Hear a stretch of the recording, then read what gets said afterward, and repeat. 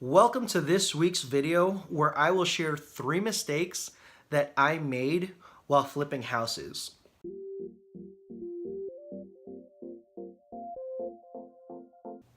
What's up, team? I am so excited to bring this video with all of you because I believe we learn more from our mistakes than we do from our successes. And by sharing these mistakes, I'm hoping to take the learning curve and bring it down so that you can get the results you want much faster. So let's get straight into it. The first mistake that I want to share is not using a detailed line item scope of work when you're going out for bids to contractors. So this came about because the first project I did, I told all the contractors, we're gonna fix the floors, fix the kitchen, fix the bathroom, paint everything, and in 7 weeks we'll high five, get it under contract, and move on to the next project. Well, when all the bids came back, they were all over the place. One contractor said it would take 6 weeks, another contractor said it would take 14 weeks, and then the spread of pricing was, I think, $40,000 between the lowest and the highest. And I was thinking to myself, there's no way I can make a decision on these quotes.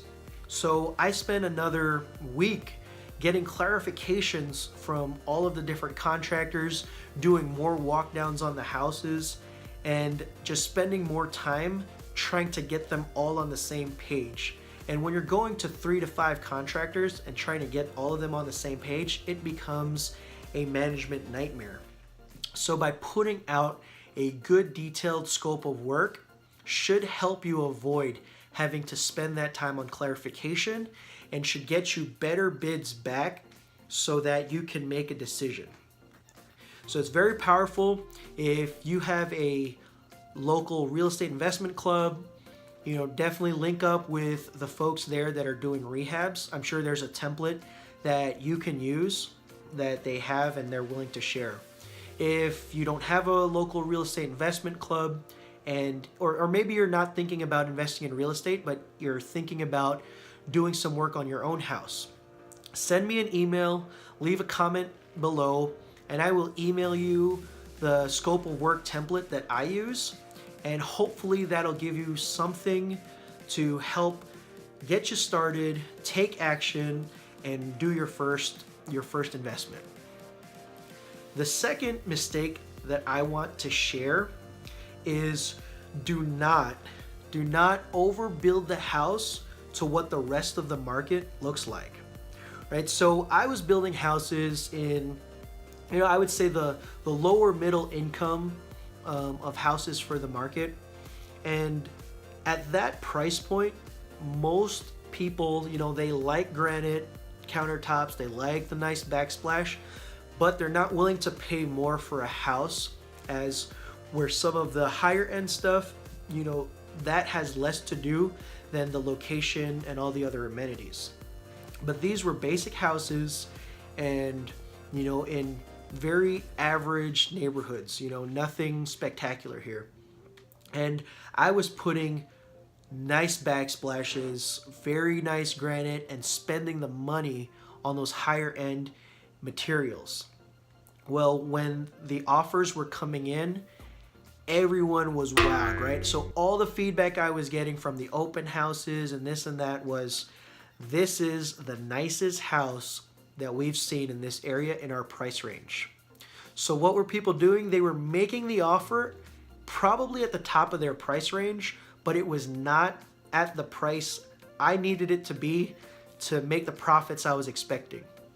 So I had to, at the end of the day, settle for the best offer price that I got and moved on.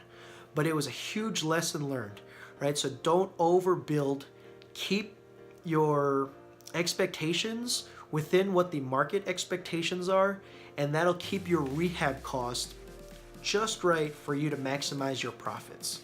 And again, I think this is going to take a little bit of action and a little bit of experience, but it is a good question to go out there when you're looking for people to network with and you're looking for mentors within your marketplace to help you. The third mistake that I want to share is not keeping up with local laws and regulations when it comes to flipping houses. So one of the houses that I sold, I had under contract for $152,000. So the next week I got a call from my broker. She says, look, the inspections are scheduled for this day. We got one inspector on this day and we got one appraiser on this day. And then we got the second appraisal scheduled for this day. And that threw a flag up, and I was like, what do you mean there's a second appraisal? And she had mentioned, well, when you have a property that you've owned for less than 6 months and then you sell it, in order to help protect the buyer from any kind of malicious activity or malicious investors, they're going to require 2 appraisals. So that way, when the bank lends the money, they will only lend up to the lowest appraisal. And you know, if you have been in the game long enough, you know that appraisers, you know, they're all over the place. Even ordering one, you hope to at least get the appraisal for the offer price. And now when you've got 2, it becomes a whole different story. So the second appraisal came in, and instead of being at 152, it came in at 140. So the bank would only give the buyer $140,000 to buy this house, and I didn't want to stick in long enough to hold this property for another, 4.5 months to get out of that law. So I just decided to take the $12,000 cut in my profits to get out of this house.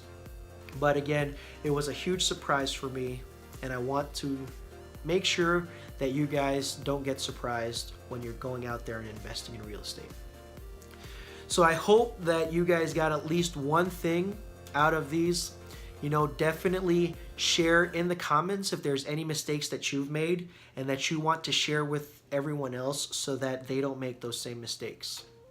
And if you know someone who is looking to get into the real estate house flipping game, definitely share this video with them. Again, there is just something powerful about hearing mistakes that other people have made, and it is going to help us grow and avoid those to help maximize our results. Please hit like and subscribe as I'll put more content out there. Definitely check out my other video on how I grew my real estate portfolio.